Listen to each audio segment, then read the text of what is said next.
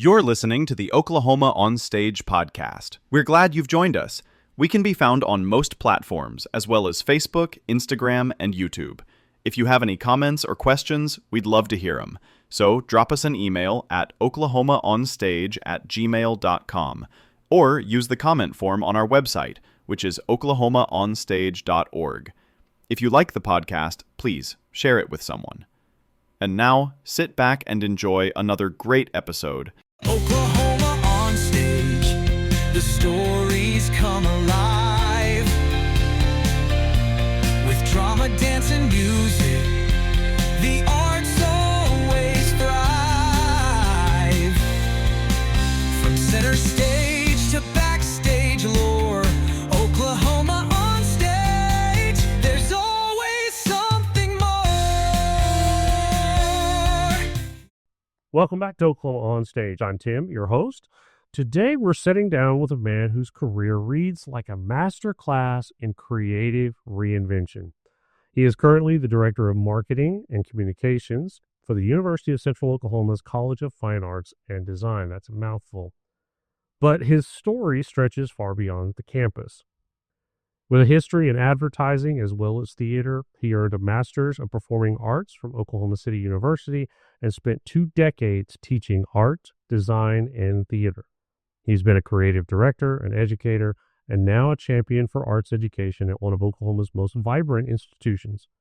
Whether he's crafting campaigns or curating stories, he brings a rare blend of strategic vision and artistic heart. And today we're diving into that journey from where he started to where he's leading now, with a spotlight on the Fine Arts Department at UCO and the creative pulse that keeps it thriving. Oklahoma On Stage family, please join me in welcoming Mr. Scott Hale to the podcast. Welcome, Scott. Thank you. So a lot of interesting stuff came about through all of that, but so you are the Director of Marketing and Communications for the University of Central Oklahoma's College of Fine Arts and Design. Like I said, that's a mouthful. It is. They gave you a $5 handle. Yes. We'll get into all of that in just a few minutes, but we always try to start, as I say almost every episode, we try to start with the elephant in the room. How did the theater bug bite you? I have always been a storyteller. That's how I played growing up.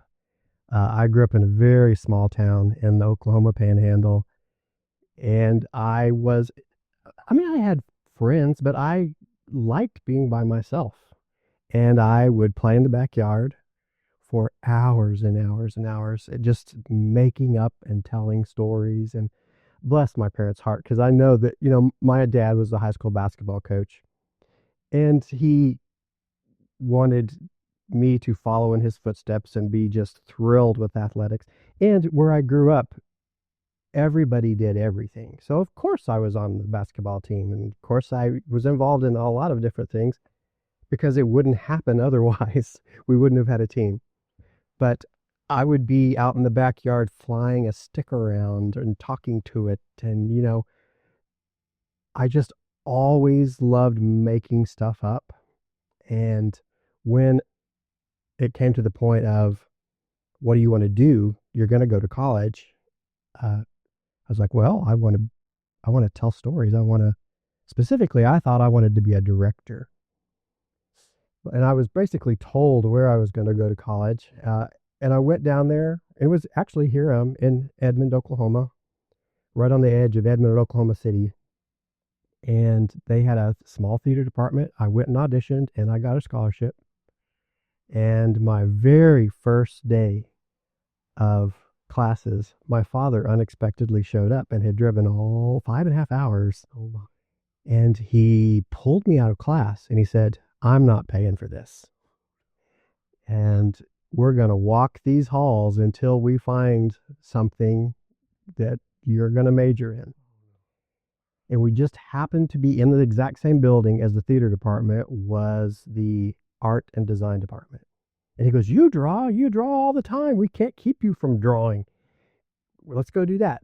And that art and design department really skewed heavily towards design. And the professor there, of course, as you might imagine, was an amazing salesperson. And he said, I can guarantee I can get your son a job in design. And Dad, that sounded great to him.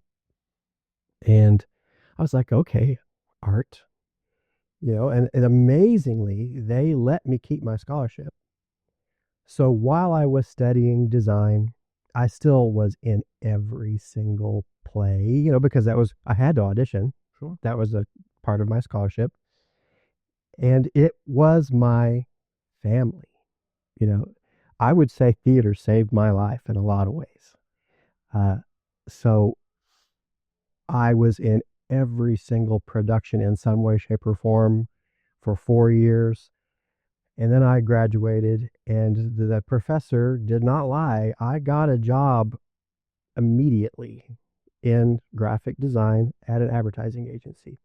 Tiny little advertising agency, 3 bosses and me, 1 employee. It's now the largest advertising agency in Oklahoma City. So it grew a ton while I was there. But I did that for 4 years before I just was like, I don't care about selling Hardee's hamburgers. It wasn't my passion. Right. There was enough of a overlap between graphic design and storytelling because you become a visual storyteller in a lot of ways. But, when you're told this is how you're going to tell that story, and especially when you're working with chains like Hardee's, Pizza Hut, Holiday Inn, Little Caesars, they already have it planned out. You're just telling their story for the area that you happen to be in.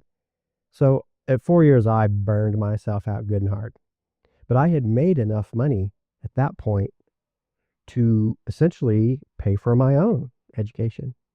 So I went to Oklahoma City University, and I was going to study theater with no plans or of what I was going to do with it. I'm going to study theater. So I got a master's in performing arts. And I had no classes in theater. So they said, we'll see if you need any leveling. And if so, we'll put you in those undergraduate classes. Well, I completely hit the ground running because, I'm a kid who grew up in a small town doing everything that was thrown at you. You didn't have to specialize. In fact, you couldn't really specialize. You did everything. Yeah. So I was a problem solver by nature and loved Oklahoma City University. Had such a great time there. The hardest play I've ever been in my life was at Oklahoma City University. They did Rosencrantz and Guildenstern Are Dead by Tom Stoppard. And I was Guildenstern. You are on stage for 2 hours straight in that play. And I don't know if you've ever read or been in Stoppard. The dialogue is diabolically difficult. It's like a tennis match of words on stage. And if one little thing goes wrong, you have to compensate for it. And I loved every moment of it, but I have never worked so hard in my life on learning lines and just being on the edge of terror while you're on stage. Graduated from Oklahoma City University and got a job as a fine arts information director, which basically was how to get the word out on the fine arts activities at this little college. And that was nothing new to me. While I was getting my undergraduate degree in design and being super active in theater, I was making the poster for the play. When I was getting my graduate work, they're like, hey, you're a designer? And I'm like, yeah. Would you design the posters for all of the shows at OCU? Sure. And they even paid me a little work study job to do that. So while I was in theater, a huge amount of not just being on stage, it's how do we get an audience to show up? How do we promote the show? How do we get the word out that it's happening? So that just job came really naturally to me. I loved it. And then they were like, hey, you want to teach a class? And I'm like, sure. One class turned into 3 classes. And then Oklahoma City University called me and said, hey, we need somebody to teach some public speaking classes. Sure, I can do that. Then that turned into, would you teach arts and human values, or arts appreciation? Would you teach acting 1 to the dance students? So I spent 20 years. I transitioned basically into a full-time adjunct instructor at 2 different small private Christian universities, and loved it. I was in the theater world. I was in the art world. It was just a creative space, and I really developed a true passion for arts education and working with students and watching the light bulbs come up in their heads and giving them the tools to go tell the stories that are important to them. So that's a long way of saying how I got bit by the bug. No, that was great. But yeah. Yeah, I think so many of us, whether you're a teacher or you're just on stage with new actors or whatever, those aha moments, those light bulb moments, that makes it all worth it. Yeah. When they get it and it clicks and it just, that's, I've been a trainer and a public speaker myself. And so when you see the people in your classes and that light bulb goes off, I'm done for the day. Yeah, because that just makes it all worthwhile. Well, public speaking is a gen ed class at most places. And there are people coming into there literally with like, I would rather die than get up and give a speech. So to see them, I had one student I'll never forget. He was from China. And the first speech that he ever gave, he made it 30 seconds in before he was literally tears running down his face, and he ran out of the room and vomited. But by the end of the semester, the entire class was leaning forward because we're hearing him land this speech. We know he's 30 seconds away from ending, and everyone's like, you can do, and then tears start coming in his face. And we're like, oh no, but when he finished that speech, the entire class just stood up and erupted and clapped for him. I stayed in touch with him for years. So that is, to me, the joy of teaching, is helping people realize everybody's creative. Yep. Everybody can do it if they just have the courage to do it. Yeah. And that's why I love doing this podcast, is because everybody's got a story to tell. Oh yeah. And getting people the opportunity to do that. So you've taught art, design, theater, we just talked about. What is one lesson from the classroom that still guides your work today? Being curious. I never hid the fact. I'm not one of those teachers that when somebody asks me a question, I feel like, oh, I must know the answer. If I don't know the answer, I'll say, I have no idea. Let's go find it. Let's figure it out. Absolutely. And one thing that was fascinating to me as a teacher in all these different areas is the more accomplished I became in, let's just say, figure drawing class I taught.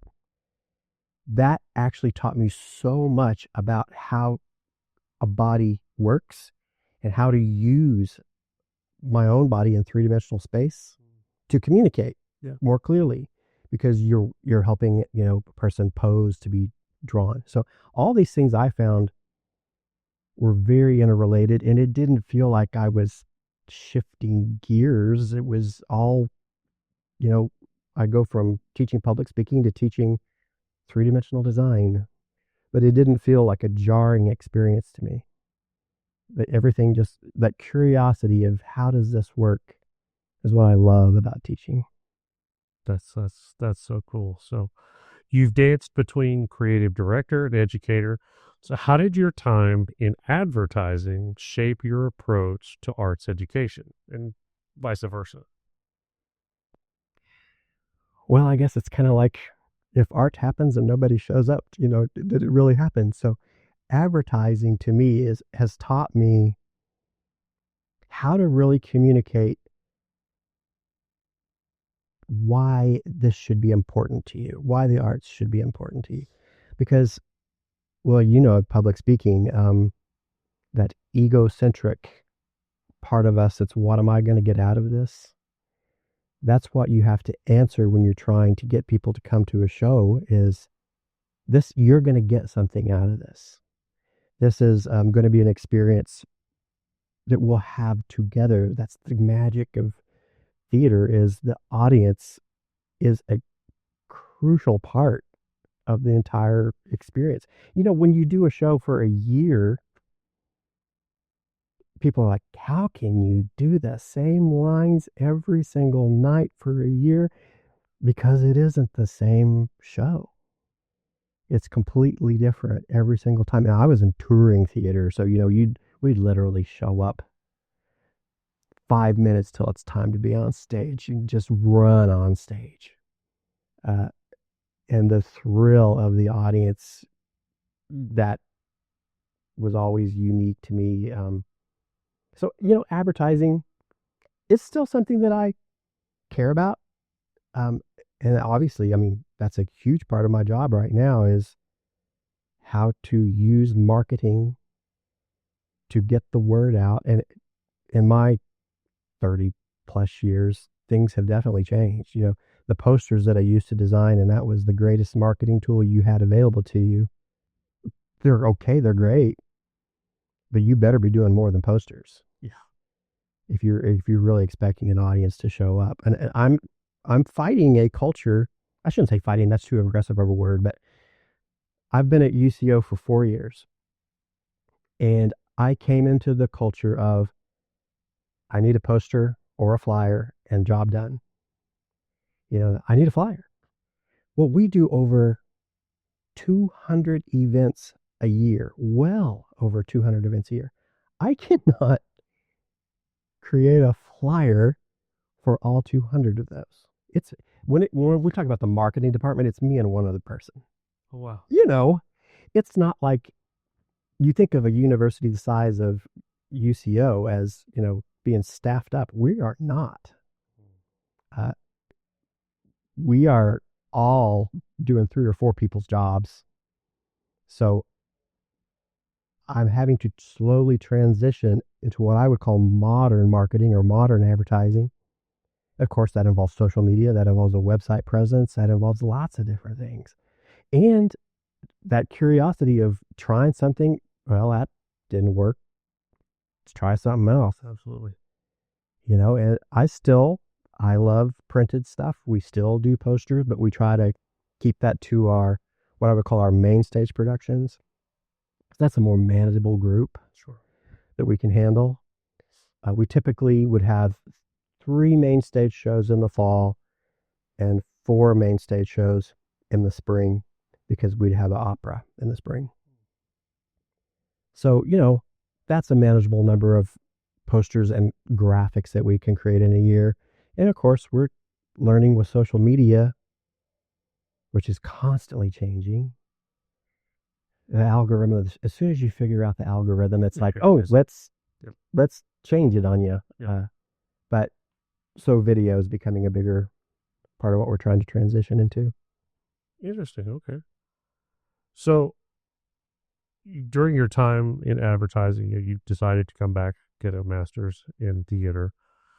Was there a particular production or project or student moment that made you say, this is why I came back to the arts? Well, there is one production that I saw that I would call life-changing. It lit the fire of, I don't want to do advertising for the rest of my life. I was a senior getting ready to graduate. My sister at that time was a freshman. And for the first time ever, the tiny little college we were at was going to take a group up to the Stratford, Ontario Shakespeare Festival. And you could get like your senior level English class for going and doing that and writing papers about it. And for a kid from the Panhandle who had only seen college plays and been in college plays, to go to see, we saw, the very first play I saw was Midsummer's Night's Dream, Comfiore. I don't know if you're familiar with, you would know his face if you saw it.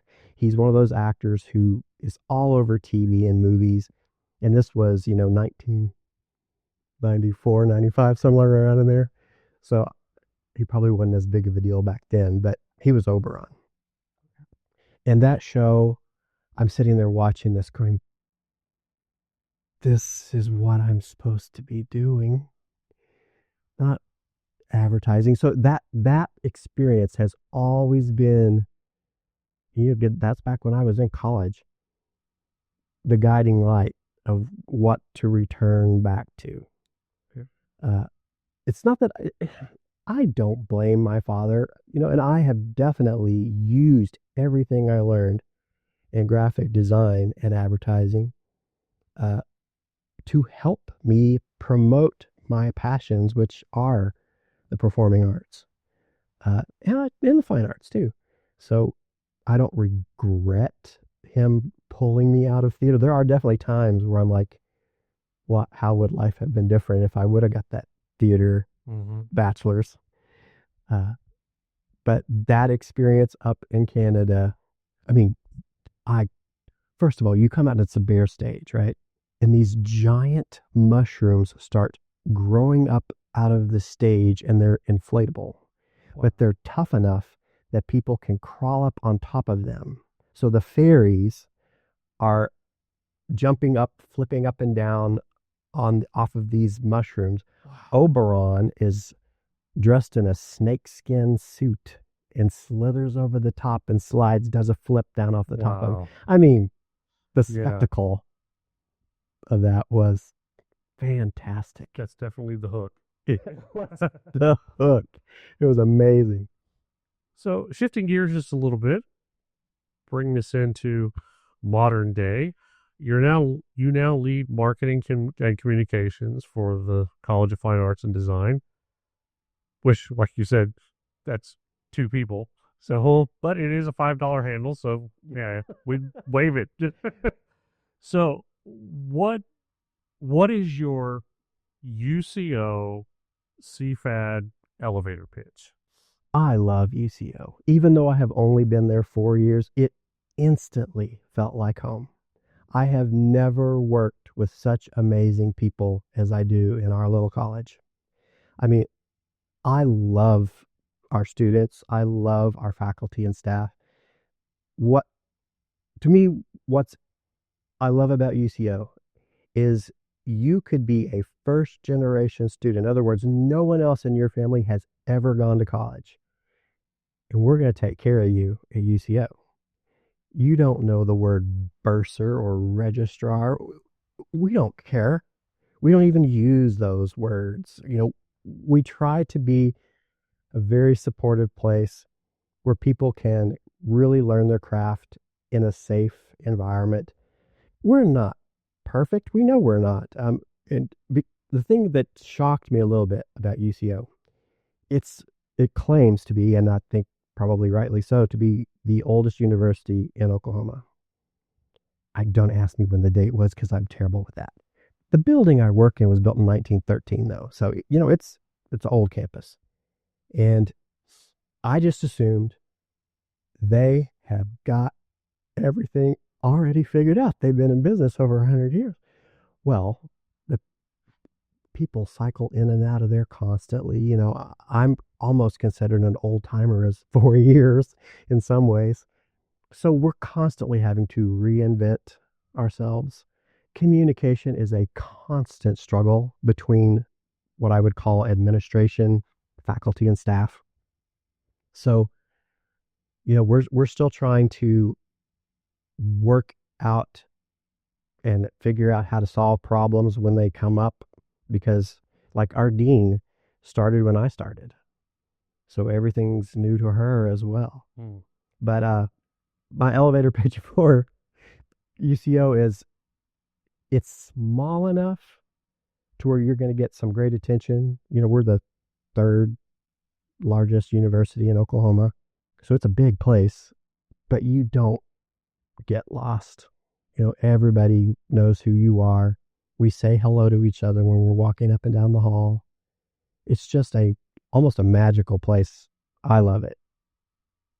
Very cool. So as the leader of marketing communications, that elevator pitch, how do you incorporate that into your work, and how do you get it out to the masses? That's what we're struggling with. As you mentioned, just saying that University of Central Oklahoma College of Fine Arts and Design is a mouthful. And when you visit our website, meaning UCO's website, good luck trying to find my little college. Good luck. We're not. You'll see the sports prominently featured, as you would on any university's website. So what I am trying to do is figure out a way, an easy way to allow people to get to our content. So this summer, in fact, I created bronchoarts.com. And yes, we are the Bronchos. I guess we got teased enough about our weird spelling of Bronco that we just embraced Cho. We are Bronchos. Okay. So it's bronchoarts.com. And that takes you to our events page and that's easy for people to remember, hopefully. And it's still one semester old, so we're still learning and tweaking, but it is a struggle getting the competition. Even I go to our own students. I'm like, so are you seeing our marketing efforts? No. I'm like, well, do you read your email? No. Mm-hmm. Do you read the weekly, actually daily newsletter that's sent out that's talking about everything that's going on? No. Do you look at the digital signage? No. So, the struggle is I'm on campus with the generation that is used to being able to access information how they want it, when they want it, on demand. So all these weird things we had in the past of visit uco.edu/CFAD-tickets it was a word salad trying to get people there. So we're going to give Broncho Arts a go and see what happens. We've even made t-shirts. That should do it, right? I'm hoping that if we give away a free shirt to some students, maybe that'll help. There you go. It can't hurt, right? No. So CFAD spans art, dance, theater, music, and design. How do you balance showcasing each discipline while telling a unified story? It's a struggle. I mean, we have two divisions of music. We have your kind of traditional college music program, and then we have the Academy of Contemporary Music down in Bricktown. And we have an art gallery, and we have all this stuff. It is a massive undertaking for two people to take on, because as you can imagine, when you're working with all these different directors, whether it's in dance, music, opera, theater, the thing that they're doing right now is the most important thing in the world, and they all want a piece of you. So it is a constant challenge. I do think we're making progress. To me, and here's something. So Broncho Arts, the School of Design reached out and was like, well, we're not included in that, because we're design. So in my mind, I'm like, well, technically you're correct, but the average person is not going to think, well, design is not part of art. So it's just a constant balance of trying to, and we got the jazz lab. I even forgot, good night. Yeah. I mean, that is a professional venue in and of itself that students have their shows in there, but that is almost constantly got professionals coming in and out of it. So that could have it doesn't, but it could have its own marketing department, but we take care of that too. Wow. So it is a real challenge trying to keep all of that going. Wow. So are there any recent incentives, performances, or exhibits at UCO that made you stop and think, now this is special?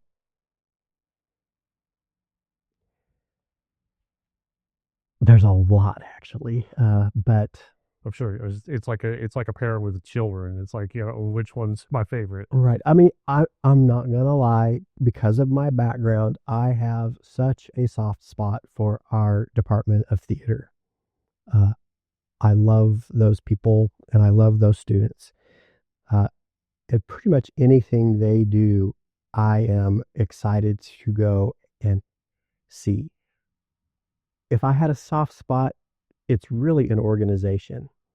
Uh, we had a theater club, Alpha Psi Omega, and they recently rebranded and kind of shifted gears a little bit. And they're calling themselves UCO Theater Society. And they're really hoping to just, because Alpha Psi Omega, first of all, what is that? Theater Honor Society. It feels like, well, that's not something I can be a part of as a accounting student who loves theater.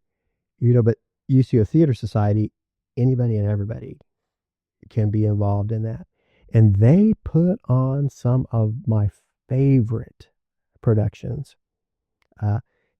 They would be what we might call a spotlight show because it's going to be in the theater studio or another smaller venue on campus. But it's like 3 rows deep. It's real intimate. I think it only seats about maximum 40 people. And those to me are super special because it's just, first of all, it's just when you get that, it's kind of like we were talking a little bit earlier, when the stage is right there, so to the point where you feel like you're a part of it. That is an experience as an audience member, I think, because you feel like you're part of the show almost. Yeah. Black box theater has really become a kind of a passion of mine, as Yeah. opposed to larger proscenium presentations.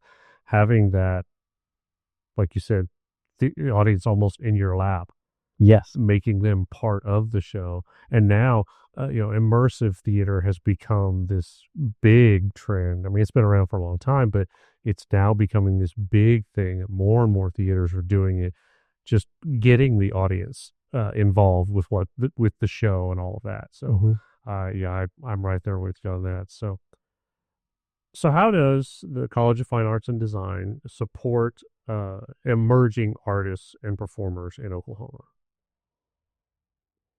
I think our real job is to equip them with the tools that they need so that they can go out and tell the stories that are on their hearts. We are a state school, so that means we live under the rule of the state, and that comes with a whole lot of limitations. It really does.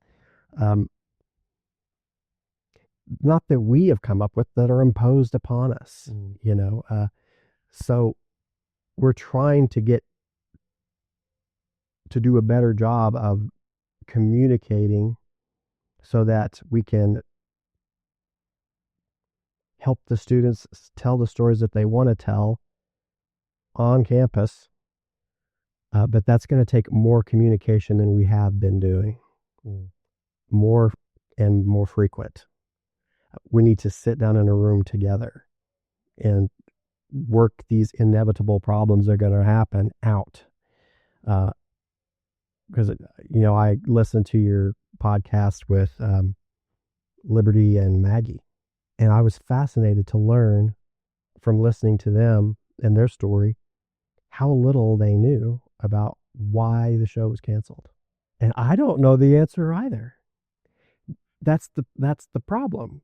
There was no real communication about, and again, this is my problem solving part of me. We could have probably figured this out if we would have all got together and talked.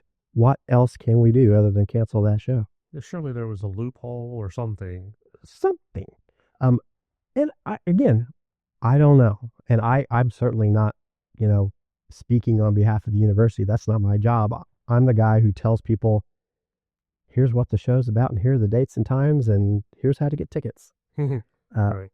But that's, to me, is, as a teacher, you learn as much from the students as you teach them in a lot of ways. So equipping our students and by the way, this whole thing with boy, my greatness ended up being a much better situation than we could have ever provided for them. Much, much bigger performing space, way bigger budget. And they even got more time to rehearse because they bumped it back.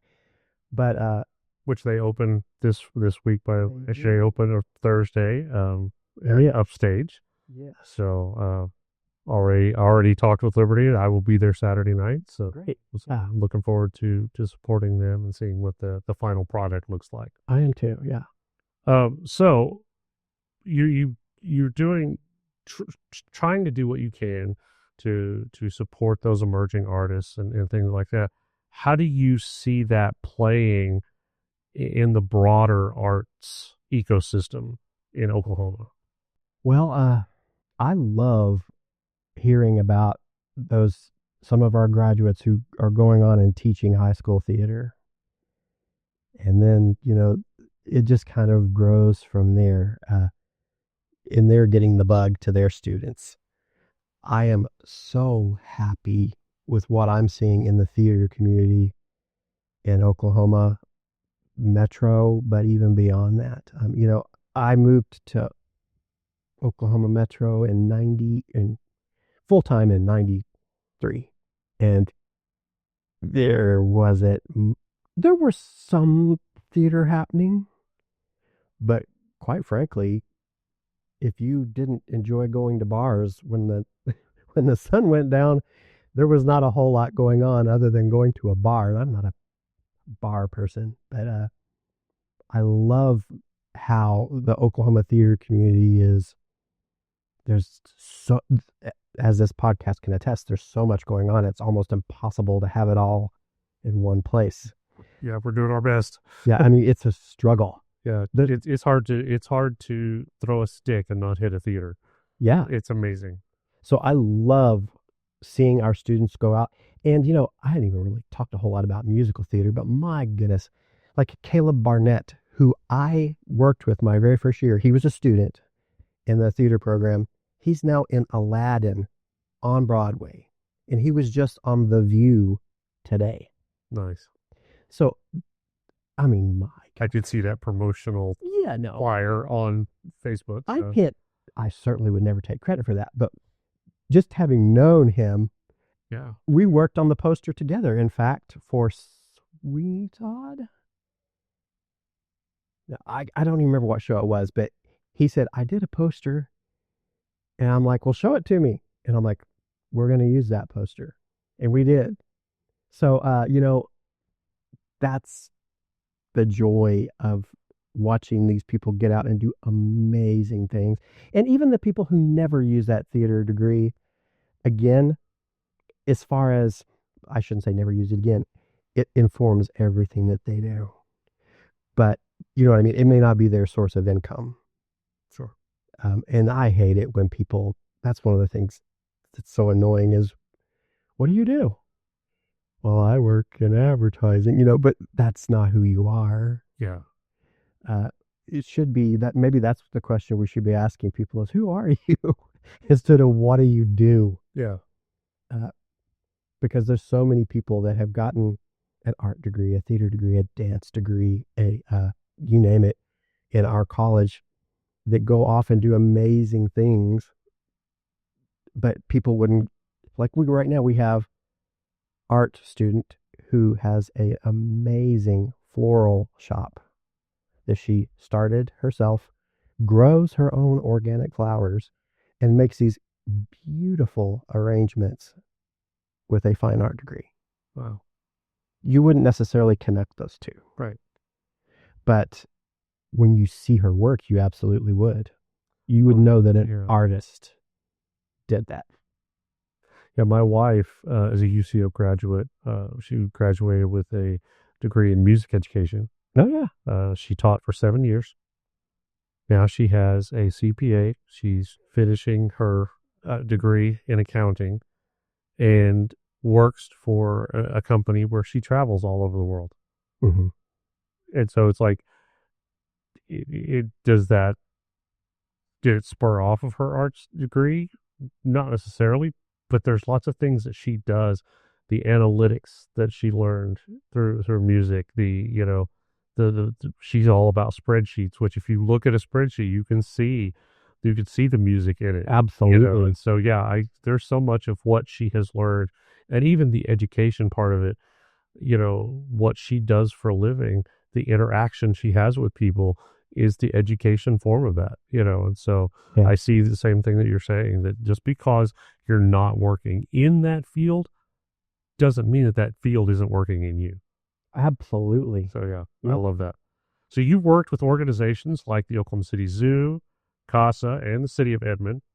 How do those community ties inform your work at UCO? We're doing what we do for the community. A huge part of the power of the arts to me, and you have to educate the community how to be consumers of the arts. I learned this myself through my own education. Uh, when you are studying art, the very first thing that you're probably going to be attracted to is representational art. I love that because I love horses, and that's a horse. And then you go see modern art where someone has thumbtacked a string to the wall and is calling it art, or put two basketballs in a fish tank, or whatever. So I see what we're trying to do in our college is educate Edmond how to be great consumers of the arts. Oklahoma City is the home of Hobby Lobby. I'll go get my framed poster and hang it on the wall. And I'm not, hey, that's great. But we have amazing creators in this state. Oh, yes. And if we can educate people to support those people in our community, our neighbors, as far as I'm concerned, our Oklahoma family, when the arts are strong in a place, it affects everything. Yes. And as we see arts rise, well, first of all, from a very practical standpoint, from my point of view, they're probably going to go out to eat before they go to the show. We have so many students whose parents have driven in and are staying at a hotel. So it's all connected, The community is what we're serving. That's who we're trying to help at UCO. Makes perfect sense. So looking at things a little bit differently, go into our next section here. Music theater. This is kind of a fun little question for you. Music theater is very close to your heart. You talked about that. If you could direct any show tomorrow, what would it be and why? Oh, sweet Lord. I don't, that's a good question. I would have to, just off the top of my head, Jesus Christ Superstar. Okay. I know every word. So, and it's one of those road trip music soundtracks that I am listening to when I was in my 20s and 30s. I love that show. I'm not a huge Andrew Lloyd Webber fan, but I love that show. I think it'd be fun to do. Okay. So you've seen both sides, backstage, front of house, educator, marketer. What's one misconception that people have about theater professionals? That it isn't work.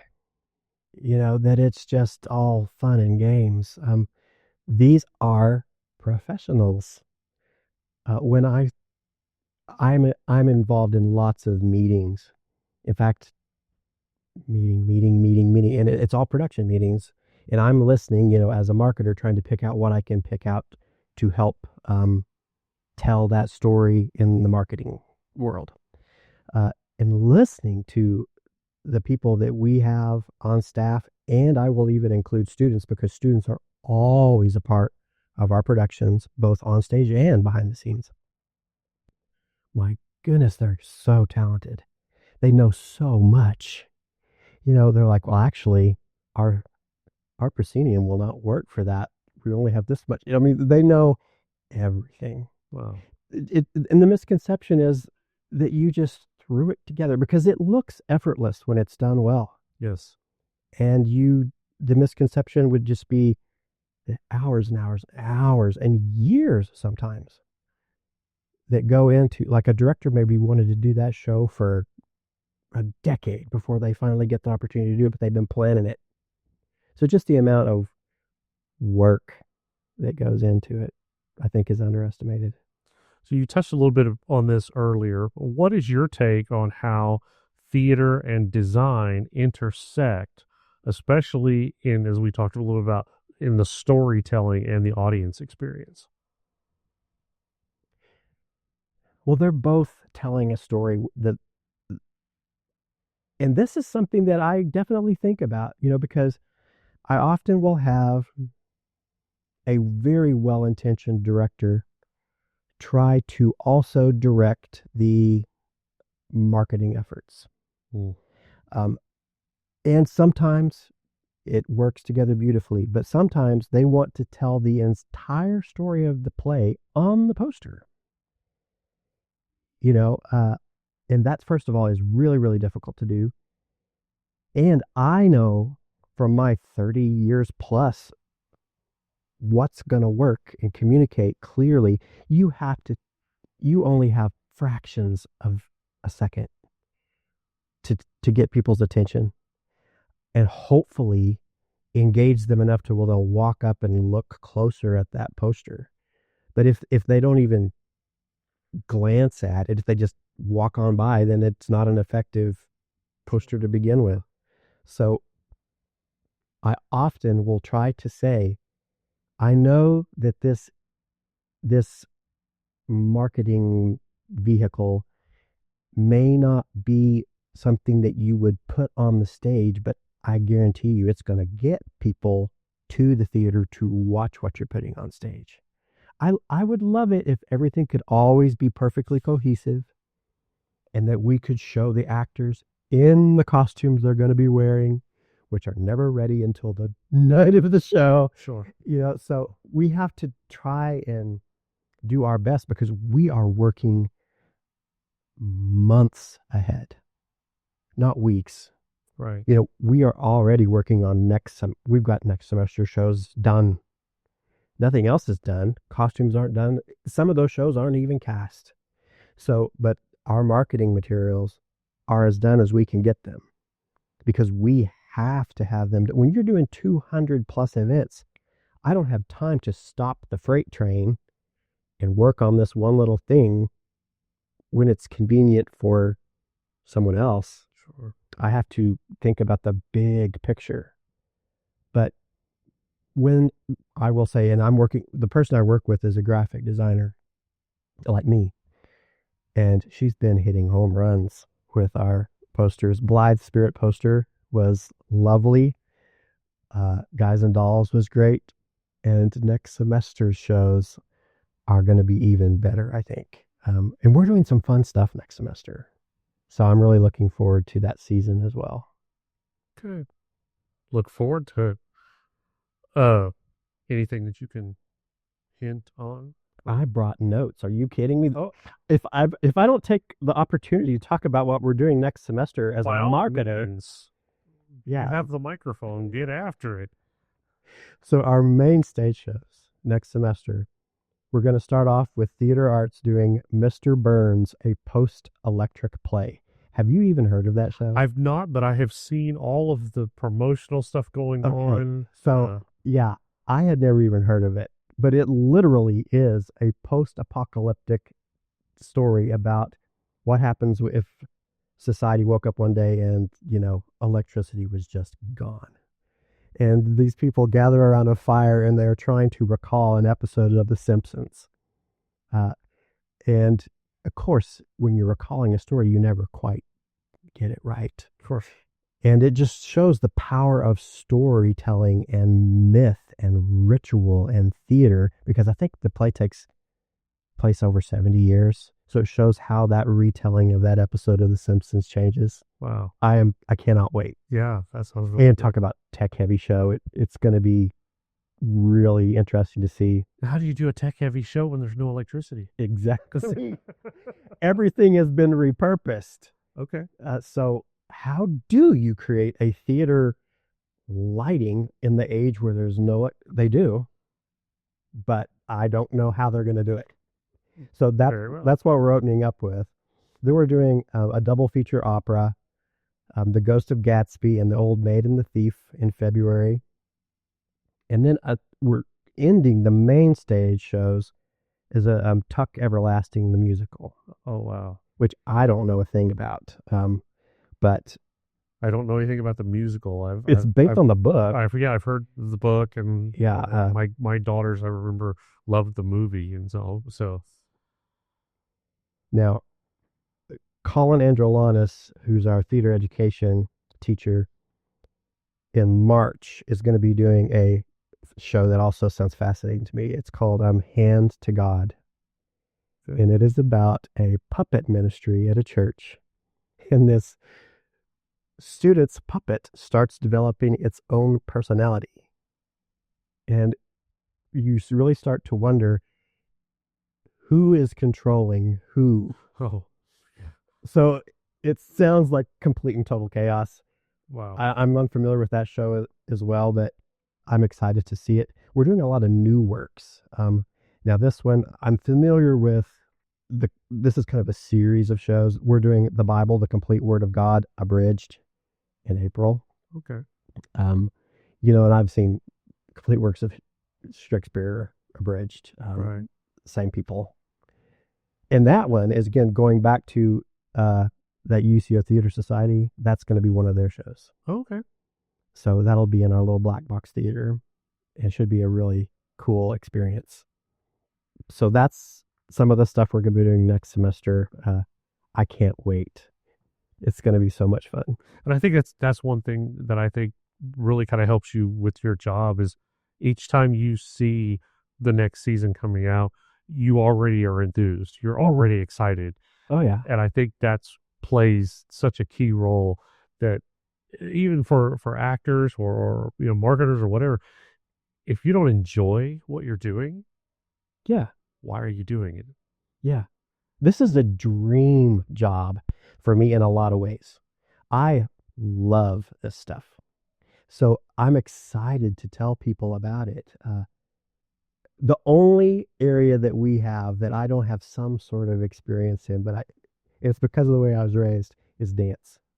Because I was raised in a small little town in a small little church, and dancing was a sin. Oh, So I'm probably a closeted dancer. I've never had the opportunity to do it, so I go to almost every dance show that we have. And going back to that whole thing of learning as how to be a consumer of arts, I'm having to learn the language of dance. Yeah. It's a brand new art form to me. And each time I go, I'm learning a little bit more. yeah. And I'm sitting next to people who are learning with me. Bruce and I were at a show, and there's this tiny little woman, clearly a great grandmother, who was there to support her grandchildren. Oh, And she goes, "They're just rolling around on the floor." She said what most of us were probably thinking, because there was a lot of rolling around on the floor happening. But now, when I go and I see that, I have a much better understanding of why they're rolling around on the floor, what they're Yeah. trying to, because it's storytelling too. right. And in a lot of ways, there's a lot of overlap. Just a different form. Yeah. That's awesome. Okay, as we start winding this down, we've talked about we've talked about UCO, we talked about how we tie all that in. Now we get to have a little bit of fun. Okay. You've listened to the podcast a few times, so I like to end with some curveball questions. And so we usually call these our curtain calls because we save them for the end. So just some that we're going to throw out. And again, it's just fun. It's whatever pops into your head. Okay. Okay. So you're stranded on a desert island with one design tool, one theater script, and one soundtrack. What are your picks? Okay. First, you hit me with a list. So what was the first one? Was the Okay. design tool. Design tool. These days, your design tool is a computer, but I will go with a Sharpie, a black Sharpie. Okay. A theater script. Rosencrantz and Guildenstern. That was your go-to. And one soundtrack. Jesus Christ. Superstar. I just knew we were going to tie all this Yes. together. Okay. Okay. So what's a theater role you've never played but secretly wish you could? I kind of want to be in Mr. Burns, a post-electric play. I think it would be fun to play Homer Simpson. That could be fun. That could be fun. Okay, last one. Wrap this up. This is our rapid fire round. So we're going to hit them to you hard and fast. Favorite stage prop that you've ever worked with? Tennis ball. A tennis ball. Mhm. Okay. Most underrated musical of all time? I don't know. Underrated musical of all Underrated. time. Annie. Okay. One word that describes your creative process. Curious. I like that you came up with it earlier. I like that. Oklahoma arts in 3 words. I would say that they are bold, brave, and adventurous. Excellent. Excellent. Scott, thank you for taking your time and being a part of this. Thank you for being a good sport and answering the curveball. So, thank you for doing what you do to help further the young artists and maybe some not so young, but the creative minds that are coming in. At least we can call them the next generation of creative minds. Yeah. Thank you for doing what you're doing to help be a part of that. Yeah. Appreciate it. Thank you. For everybody else listening at home, thank you for taking your time to listen to the episode, to be a part of all of this. We appreciate it. We thank you for your support and all that we do. Be sure to check out our website, oklahomaonstage.org. If you have any questions, email us at oklahomaonstage@gmail.com. And by all means, no matter what you do, continue to support the arts. Oklahoma on stage.